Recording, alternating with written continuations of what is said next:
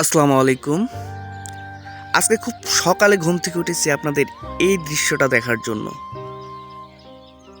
ফাল্গুন মাসের শেষের দিকে গ্রামের এই দৃশ্যগুলো আসলেই মনকে কেড়ে নেয়। দেখতেই পাচ্ছেন কত কুয়াশা পড়েছে। ধান ক্ষেতগুলো কুয়াশার শিশির বিন্দু দিয়ে পরিপূর্ণ একটা সুন্দর দৃশ্য তৈরি হয়েছে।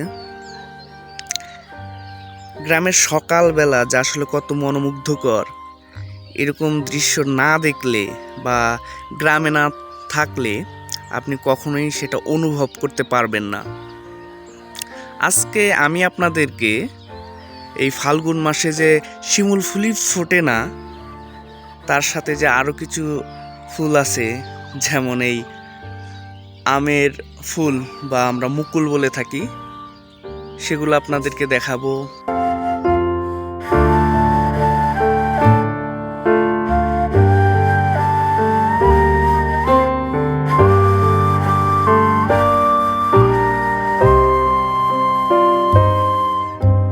গ্রামে যে মুড়ি ভাজে, মুড়ি তো অবশ্যই চেনেন তাই না? রমজান মাস চলে আসতে আর গ্রামে হাতেই মুড়িটা ভাজা হয়, সেটাও আপনাদেরকে দেখাবো ইনশাল্লাহ।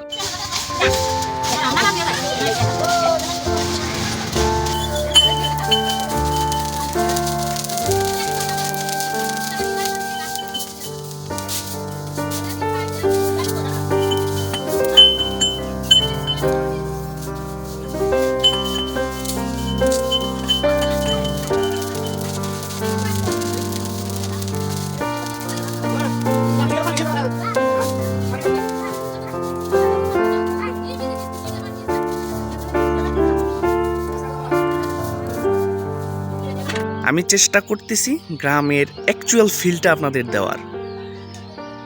গ্রামটা যেরকম হয়, গ্রামের আবহাওয়াটা যেমন হয়, ঠিক সেভাবে আপনাদেরকে অ্যাকচুয়াল ফিলটা দেওয়ার চেষ্টা করতেছি। আশা করি সঙ্গেই থাকবেন পুরো ভিডিওটা জুড়ে। গ্রামের মেঠো পথে শিশির ভেজা ঘাসের উপর দিয়ে হাঁটার যে অনুভূতি, সেটা হয়তো বা অনেকেই অনুভব করতে পারেন না, বা এরকম স্মৃতি আছে কিনা সেটাও সন্দেহ। যারা গ্রামে বড় হয়েছেন তাদের কিন্তু এই স্মৃতিটা রয়েছেই। এই যে দেখতে পাচ্ছেন রাস্তাটা পাকা হয়ে গেছে, এটাও 10-15 বছর আগে একটা মেঠো পথ ছিল।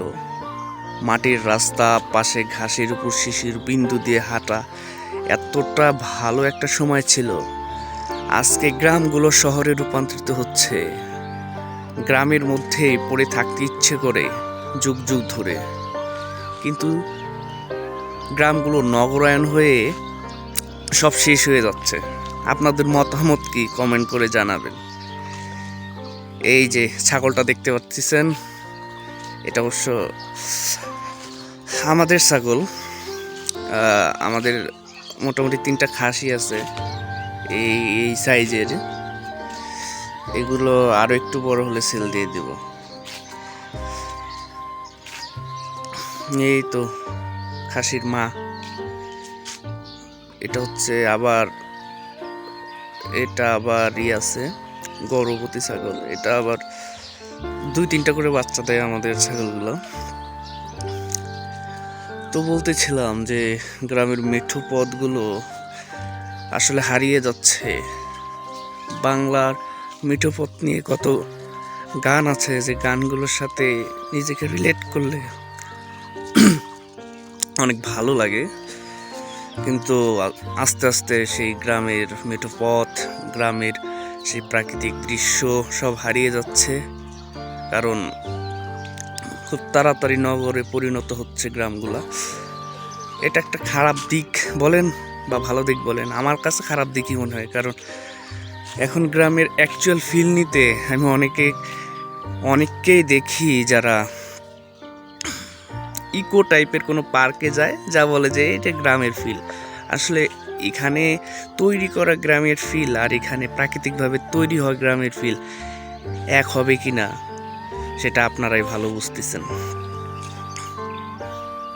অ্যাকচুয়াল একটা গ্রামের পরিপূর্ণ দৃশ্য দেখার জন্য আপনাদের কোন গ্রামে আসতে হবে।